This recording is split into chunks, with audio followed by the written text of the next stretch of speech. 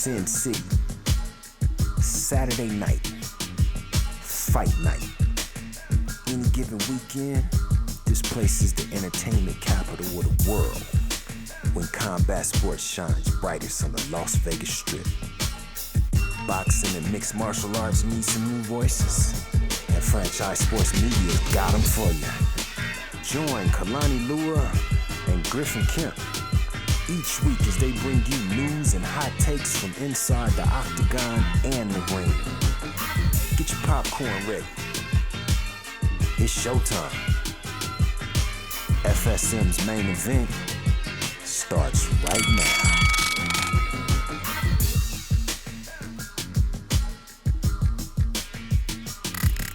What's going on, fight fans? Thank you guys for tuning in to another edition of the main event right here on Franchise Sports Media. I'm Kalani. I'm Griffin Kemp. Folks, we are in for a banger. We got to end 2023 in big style right here in the backyard in Las Vegas, T-Mobile Arena, UFC 296. Two titles are on the line. Griff, let's start with the opening bout here for UFC 296. It is a stacked card, so let's go in reverse order before we get to the main ones with the titles. I like it. We have Vicente Luque taking on Ian Garry. What are your thoughts on this banger here to start the pay-per-view?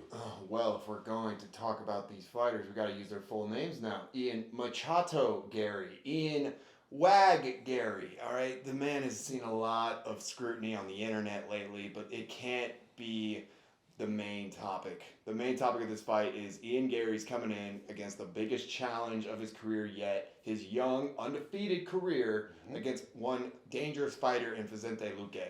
I like the matchup.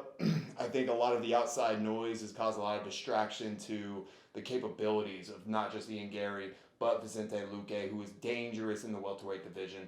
And the potential this fight has, and honestly, so many fights on this card are going to affect the welterweight division going forward. If Ian Garry were to win this fight, it just adds another dangerous contender, young, hungry contender in that welterweight division, at which, at this rate, with the Bo Nichols, the Ian Garrys, the Shatkov Ramanov, we're going to talk about here in a second, there's just so many great fighters coming up, and I'll be rooting for Ian Garry. I'll also be rooting for Ian Garry to fight the accusations of being a cuck. I have no idea what that even means, but okay. It's the WAG, brother. Just look up the book, WAG. No, I'm good. Okay. I'm good. I know, thank you. Probably But hey, it is what it is. But I'll tell you what, I'm very interested in this matchup because as you were pointing out, you got Garry on the come up, knocking guys out in an electric and very exciting fighting style. But he's taking on a veteran in Luque who 1-2 in his last 3 bouts, but he is coming off a victory back in August against RDA. I'm wondering because at one point Vicente Luque was looked at as kind of like that middling underdog in the division where he's putting all these wins together, but he was just outside the top. He struggles a little bit against Neil and Muhammad.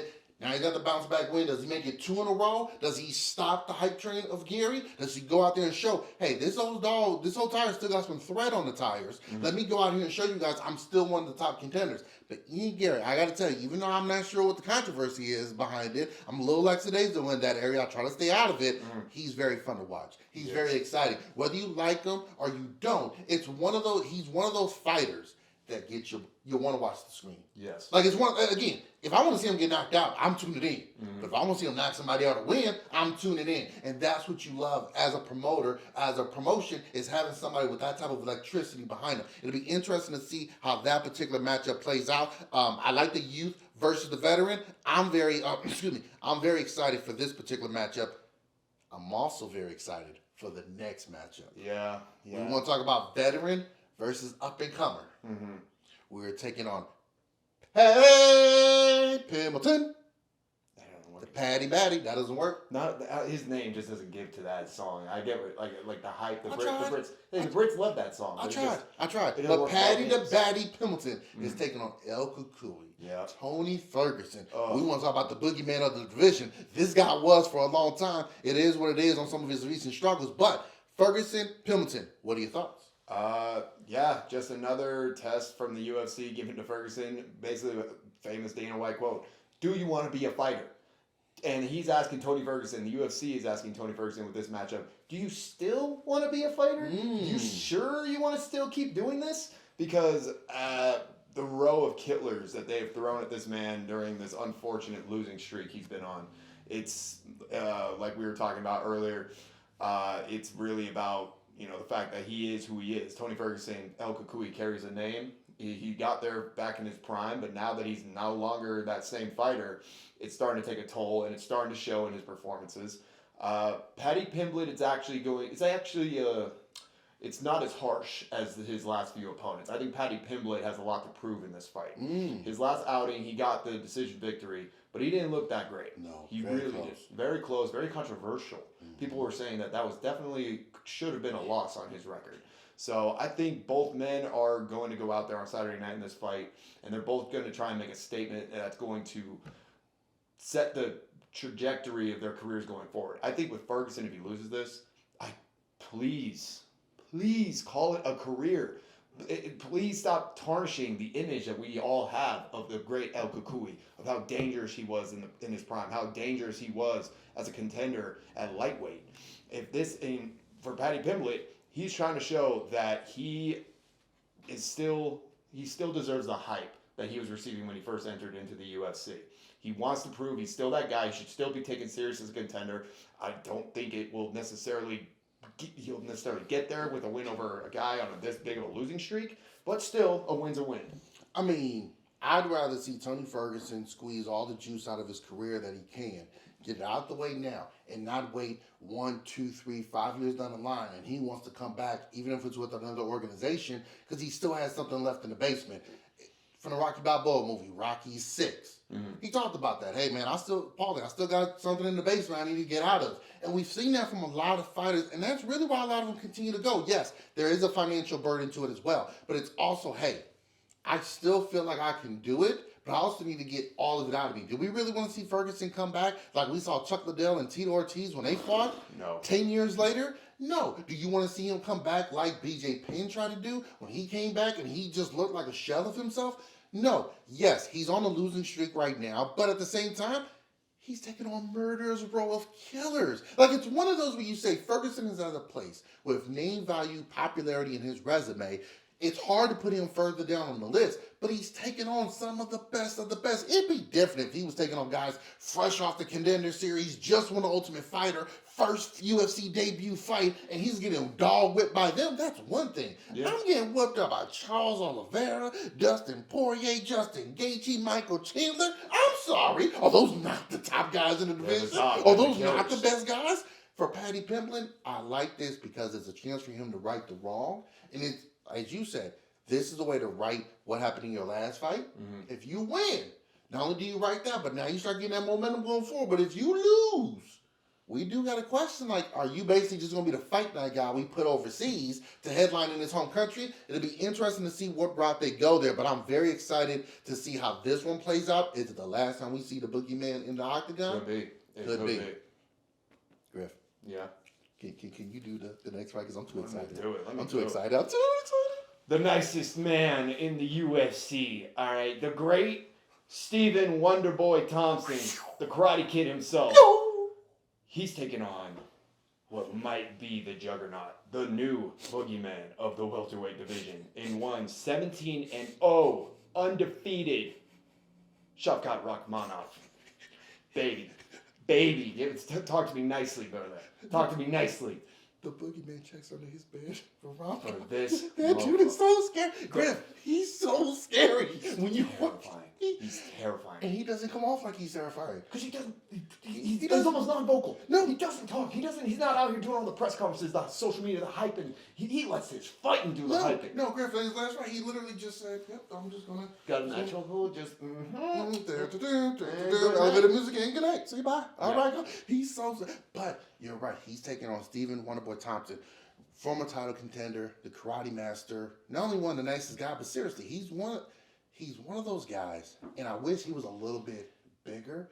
I love to have seen him in the Lyoto Machida fight. Oh, yeah. It just didn't, the timing didn't work out. But Stephen Thompson, one of the best well-rounded fighters in there who just hasn't made that next crack after his losses to Tyron Woodley, still an absolute threat. With his kicks, his reaction and counterpunching, it is terrific. But you're taking on a guy who literally, I don't know. I'm being honest. I don't don't know what the game plan is against this dude outside of catching him. Maybe Thompson tries to play the counter game, or maybe switch it up. Does Thompson want to be aggressive in this fight and take the fight to him? You don't want to grapple with him. You don't want to stand and bang with him. You don't want him coming at you. Griff, what do you do? It's hard to say. The man is so balanced. In his 17 fights that he has won, professional bouts, he's never went to a decision. It's always been a finish. 8 knockouts, 9 submission finishes. The guy is just well balanced. The guy is just bred for killing. Yes. And it's scary.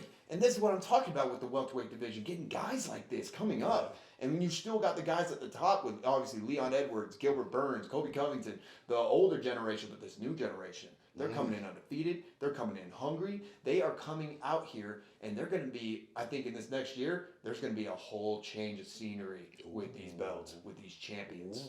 It's going to be interesting to see. Oh, yeah. Well, I mean, we'll get into that with the later show. Yes. But I'm absolutely thrilled to see this particular fight because you're right. What does Thompson do to take on the unsolvable mystery right now? What does he do against somebody who, standing or grappling, no one's been able to, even when he does grapple with guys, you haven't seen anyone have any real success against them. No. Even when he's striking with guys. Some guys that, banged him up a few times, but you really ain't seen guys like go out there and say, hey man, when he fought this guy, man oh man, did he have problems with the left hook. This guy was hitting him combinations. It's like, nah man, he just walks through everything and beats the shit out of you. He does. He really does. But here's the thing. Before we count out Wonder Boy against this No, I'm not counting him out at all. No, we're not. But anybody out there who might think that, it's a wash against Wonder Boy Thompson, keep in mind, this is the same Wonder Boy who defeated Robert Whitaker when he was at welterweight. This is true. He defeated Jorge Masvidal. This is true. He went to a draw with Tyron Woodley. He was almost a champion. This is true. The man has been battle tested. He's had an 11-year career. Yes, he's 40 years old. Yes, his art is karate, which most people aren't going to, they don't really have a karate background when they enter in the UFC. But this is Wonder Boy Thompson. He's going to be in the Hall of Fame when he's done, when everything's said and done. He is. He's going to put up a good fight. I think that, if I had to be honest, I think it will be another victory. It'll be an 18-0 record for Shavkat Rakhmonov at the end of the night. But I think Stephen Thompson has a chance to go in there, maybe get the upset, really make a statement. Ooh. And imagine, 40 years old, 40 years, a vet in this game, and he comes out and he spits on Dana White's shoes by knocking out one of his best contenders. He wouldn't spit on his shoes. No. If he did, it's just because he wants to wipe the dirt off of it. Yeah. He's too nice for He's that. too nice. He's too nice. Too And nice. I've met Stephen Thompson at the UFC International Fight Week. Yeah. He makes everyone feel like he knows you. Hey man, what's going on, man? Nice to meet you, brother. Hey, that's a nice shirt, man. What you doing this weekend? Like, I almost feel like, hey, dude, are we supposed to take a picture or are we going to have lunch together? Right. I don't know, but it's so much fun to see. And here's the thing with Thompson: win, lose, or draw, he's hardly ever been in fights where he didn't look competitive. Even in the ones that he loses in, it's hardly ever where he just gets steamrolled. I'm not saying this isn't going to happen. Maybe this is the first time, but the reason I'm excited, Thompson's never really been steamrolled, and then Rakhmonov, he's an unsolvable mystery, but you know who's always tough? Stephen Thompson with his karate style. The Machida was the same way. So it'll be interesting to see the dynamics of these two different styles clashing in the cage against one another and how that all comes about. Griff. Yep. I went to public school. Me too. So my reading is not that good. Well, I went to an inner city public school. You went to a different one. So your reading is a lot better than mine. What is the co-main event for the UFC Flyweight Championship? Newly anointed flyweight champion Alejandro Pantoja. 26 wins, 5 losses. He will face in a rematch against Brandon Royval for the flyweight title in Pantoja's first crack at defending the title since beating Brandon Moreno. And you got Royval, who's a black belt in Brazilian Jiu-Jitsu. Terrific grappler, 15-6. It's going to be interesting to see what the difference is for this particular matchup and game plan. Do you go with, if you're Pantoja, excuse me. If you're Pantoja, do you kind of stick with what you did last time because I got you the victory? Or do you make some adjustments and say, you know what? That did give me the victory. I need to change some things up. They both have grown as fighters since then. Obviously, one's got a title now, making his first title defense. Or the light's too bright. Is that stage a little bit too big? It's different climbing the hill because you're hungry. And you're just salivating at the mouth to get to the top. But when you're at the top, you got silk sheets to wake up in. You got media obligations to go to. You've got to take all the pictures and sign all the autographs. That pretty little belt on your wall. You got a pretty little belt on your wall. You know what I'm saying? Yeah. It's hard to run 5 miles when you got all that comfort. You got gold around your waist. You know what I'm saying? Heavy, man. How do you see part 2 going in the co-main event? Well, what's interesting to me about this is Pantoja, before he beat Brandon Moreno to become the flyweight champion, he had beaten Brandon Moreno before, earlier in their careers. This man has kind of taken on the worst of the worst in the division, and now that he sits on top of the mountain, he faces another former opponent that he got a victory over, and it's kind of a decision of, has Brandon Royval shown enough that he really could stand as not be a complete underdog, complete low underdog against Pantoja. Royval's coming in on a 3-fight win streak, which Pantoja did the same thing before he fought Brandon Moreno to win the belt. He's coming off of a 3rd round, real close fight after he lost to Pantoja. He came back and got the split decision victory, and then he goes off and does 2 first-round finishes to complete his 3-win streak. So the man is got potential, and with Pantoja and Royval, the best thing about this fight is that it's giving the flyweight division a little bit of variety. I feel like it has been, especially look what they just went through. 3 straight fights against Brandon Moreno and Deiveson Figueiredo. Can we get more? Can we get more? Can we get another one? Just for Yes. So like these two, I think it's gonna be a banger of a fight, and it's the best thing honestly for the entire division because it's putting guys up on the main stage. It's making so everybody can see the potential. Everyone can see a new name, a new fighter, their new favorite fighter potentially. So these two are gonna go at it. I kind of like Pantoja in this still because he looked real nice when he beat Brandon Moreno, which I didn't give him a flying chance to at the time. So I think I have him a little bit in this one, but I think Royval's going to give him a hell of a fight. It definitely should be a clash of these two going at it since they know each other so well. Pantoja does seem like he's destined to maybe go on a run of his own. Yes. You got to get past your first side defense, obviously. But as you pointed out, hey man, this is my first rodeo taking on guys that I've already beaten before. I've gotten better as a fighter. Maybe this is my time to spend my legacy here. If Moreno wants to come back at some point, I'll gladly do it to him again. But I'm going to go out here and show Royval, this is my hill. You need to go to 135 like Henry Cejudo and Figueroa and all these other guys have done and leave my division alone. Try me again next time. Or Royval says, you got me last time. Now I'm going to grab you, I'm going to twist you, I'm going to bend you, I'm going to punch you, I'm going to kick you, and I'm going to make it tap. I'm going to make it tap, I'm going to TKO you. Looks like another love TKO. I think Royval might be able to pull off the upset here, only because, man, it's hard to defend that title the first time. Yeah. I feel like if you defend it the first time, those nerves and anxiety get over it. But that first time is the hardest one because you're in a new environment. Now you're the hunted. You went from being a hunter to the hunted. Yep. Where if me and you have watched enough MMA to know over the years, that is a different mindset that you have to have. I don't know if Pantoja has that. I'm very curious to see if he does. Absolutely. I think, and the last note I'll have on this is, I might be wrong on this, but I'm pretty sure both men lost to Deiveson Figueiredo. And I think Figueiredo, I know he's in a weird spot in his career, he's had talks in the past about moving up, leaving the division, figuring out what he wanted to do after losing to Brandon Moreno. I would love if after this fight, somehow Figueiredo got all up in this mix, and we see him potentially get another shot at either one of these guys who he has already defeated. You know what? It's going to be interesting. I think it depends how either one of these guys look. If this is an all-out war, we might get a third one. Right. Like if it's one of those Figueroa versus Moreno, it might be like, man, we need to run this back. But if it's a one-sided Salakian, either way, then we can see it'd be interesting if it's Pantoja. That's Brazil versus Brazil. You got to put that down. You got to put that down south, baby. That's going to be good in 2024 if that happens. And then honestly, if it's Royval, I mean, Pantoja's just like racking up these trilogy fights that he needs to finish and get. We all got to see the results of with Moreno and Royval. It's going to be insane. Finally, let's get to it. Come on. You want to talk about the insane? I want to talk about it. You want to talk about the insane? I want it. In the 30th year anniversary of this beautiful sport that we know and love. God bless the UFC. Funny you said that, because there's a saying called "God Bless America." Yeah. And who did America have to be to become America? Them Brits. Them damn Brits from across the pond. Them tea drinking Brits. Well, now what we got going on here? We got an American, Colby Covington. Chaos, Colby Covington. Colby Covington. Yeah. USA. All right. Donald Trump's favorite fighter.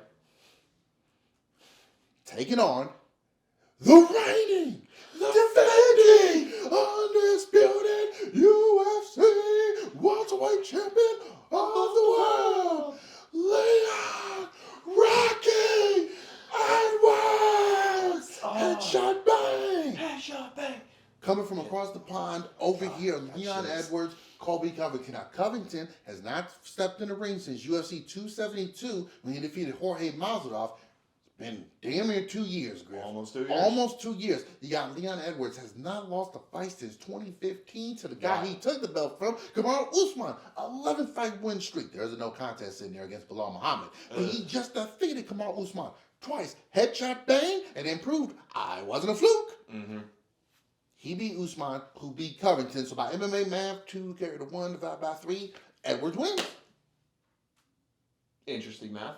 Hey, that's MMA math for you, baby. I don't make the rules. I don't make the rules. Hey, but if we're going to go off math, we go off Dana White's math, where, I mean, I guess just being a backup fighter, being Donald Trump's favorite fighter, rocking the MAGA hat, reading Donald Trump Jr.'s book, all these factors He wasn't reading the book. are I doubt he was reading that book either.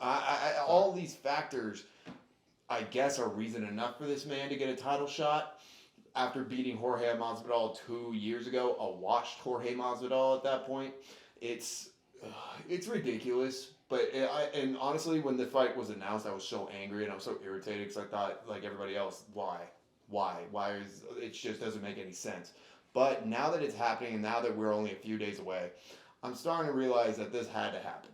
It had to happen. Kamaru Usman created this environment within the welterweight division where nobody could get past him. He was putting down the best and the brightest stars that were coming up. Any and everybody. Anybody and everybody was getting it until Leon Rocky Edwards kicked him in his head. Then, now it's this setup where at one point Dana White said Colby Covington, if it wasn't for Kamaru Usman, would have been the reigning welterweight champion this entire time. Well, now you're going to see if that's actually true or not, Dana. Yeah. Now we're going to figure that out, if that's really the case. Because Leon Rocky Edwards, despite him being doubted his entire career, no one ever has given him the respect that he's deserved. He's going to have a chance to come out there, and he's facing his loudest critic, his biggest critic. The second that Leon Edwards defeated Kamaru Usman for the second time in that unanimous decision victory, Covington was ringside right there, and they even, I forget who was interviewing him in the cage, but they brought attention to Covington, who was shouting nonsense in the stand. It was DC, Daniel Cormier, just making sure that Colby Covington was getting his props. He was getting his 10 minutes to make sure that he could build up the fight and make it so that Leon Edwards and Colby Covington had to happen. And so now we're going to see, Colby Covington, are you really that guy? Was it really just Kamaru Usman was in the way? So, without him, now he's gone, it's my time. No. It's Leon Rocky Edwards' time, and he can prove it on Saturday night. Both men have a lot to prove in what you just said. Leon Edwards can prove that. No. I'm the king of this mountain. I'm not giving it up just yet. I fought way too hard, way too long. I've had to come over so much adversity. This is my time right now. Or does Colby Covington live up to the false prophecy of, hey, without the Nigerian nightmare, I'm the guy. As he said in the promos, I'm bringing the belt back to America. Good old US of A. If you take away all the nonsense that he has said on the microphones and the promotion, and look, it's done wonders for him. It's kept him in the headlines. It's kept him in big fights. But if you look at what he does in the cage, he's a badass. Colby Covington can fight. He can wrestle. He's got the cardio. His hands are getting better. He's a tough son of a gun. You look at Leon Edwards. He's gotten better in his grappling. First, you got to take Kamaru Usman down. Handled him in the second fight where he wasn't just getting rattled the whole time and ragdolled. He's gotten better. We know he's the best kickboxing fighter in the welterweight division in the UFC right now.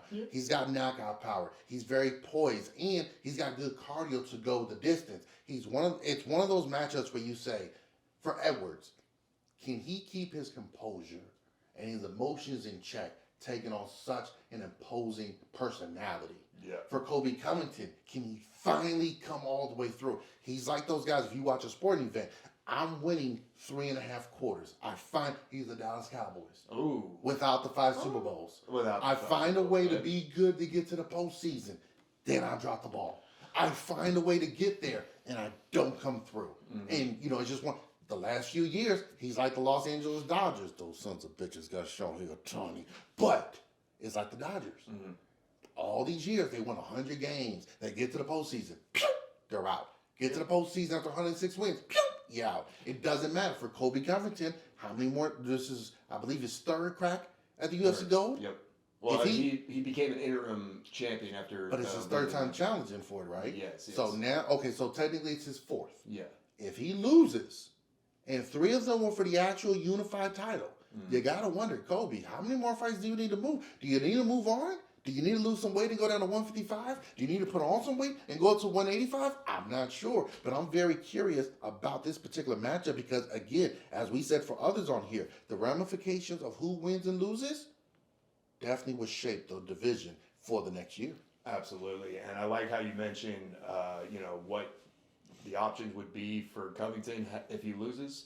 I think what's even more interesting is the potential of what will happen if he wins. I think Leon Edwards, the reason I say that is because Leon Edwards hasn't been as vocal about making this type of move, but Covington has been very vocal about taking on a certain, I think he called him white trash, that currently reigns over the middleweight division. Ain't that the pot calling the kettle black? Okay, all right. Just two good old white boys just wanting to bash each other's brains in. It's beautiful. Now that's America. These boys, I would love. He's building up the hype for a fight, a super fight potentially between him and Sean Strickland.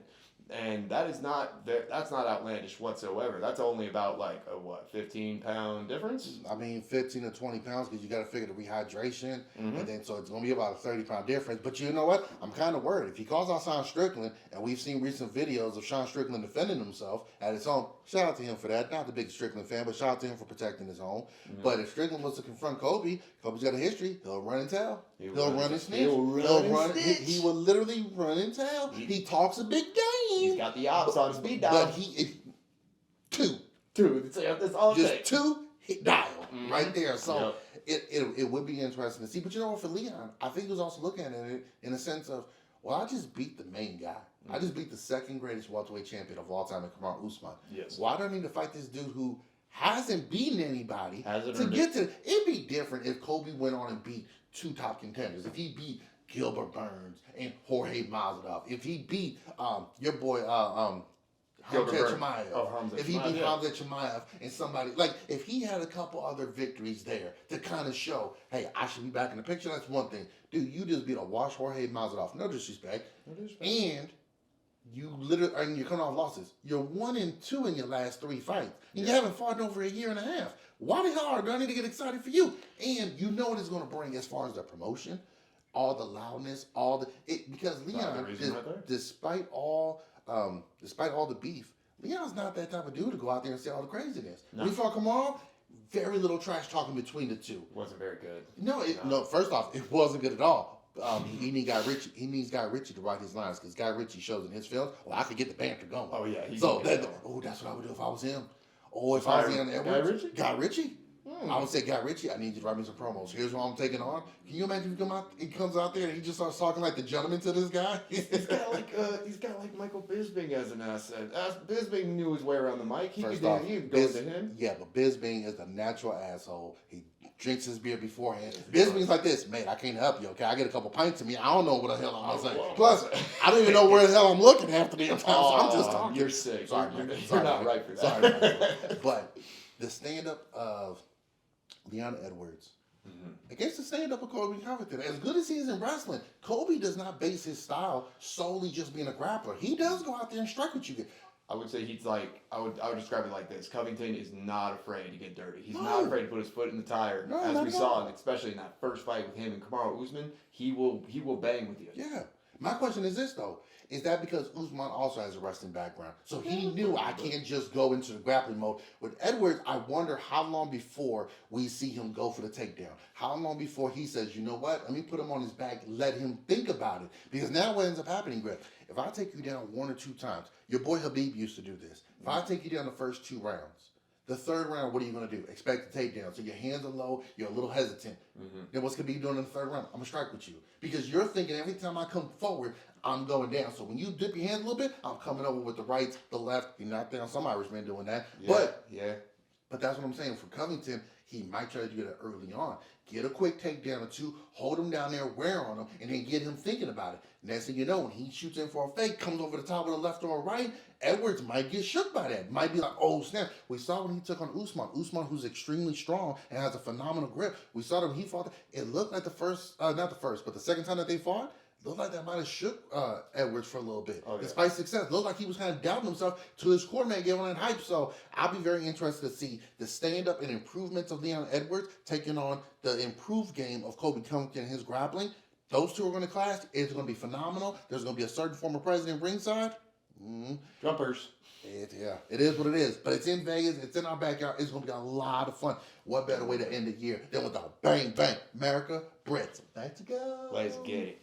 I mean, I want to give I think in this fight, I want to give my prediction because I feel very strongly about this. Fair enough. I truly believe to my core, Leon Edwards is going to get this done. The Brits stand tall. Yeah, I'm American. Yeah, I got citizenship here. I don't care. I know greatness when I see it. And I see Edwards starting. His reign's already started. But this is going to be that next big chapter. And then after this, he's going to continue on. He's going to take on these up-and-comers. He's going to make absolute entertainment happen within this division. Well said. Thank you. Well said. Oh, man. Boy, we going to eat some crow here. No way. There's no way. Headshot, bang. Hey, let's go. I'm going for Leon Edwards as well for obvious reasons. But also, I'm sorry. I just can't root for Colby Covington. You can't do it. Great fighter. Great fighter. Great fighter. Mm-hmm. Great. Personal or personality, character, just can't go for it. It's just not good. Dude, can you imagine, though, how it's going to be if he wins? Oh, my God. With who's in attendance and how he is, this city is going to burn. We are all going to hell. But I might need to empty the bank account just to sit in the nosebleeds for this one. I want to be a part of history. I'll tell you what, man. We might have to sit down and we might have to muscle some people and get up in there. But Edwards and Covington for the UFC Welterweight Championship is going to be phenomenal. UFC 296 to end the year for UFC.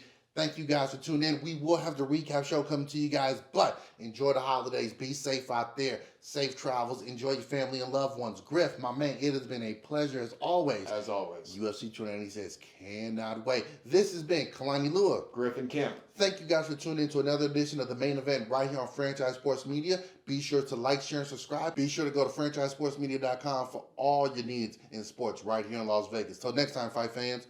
Peace.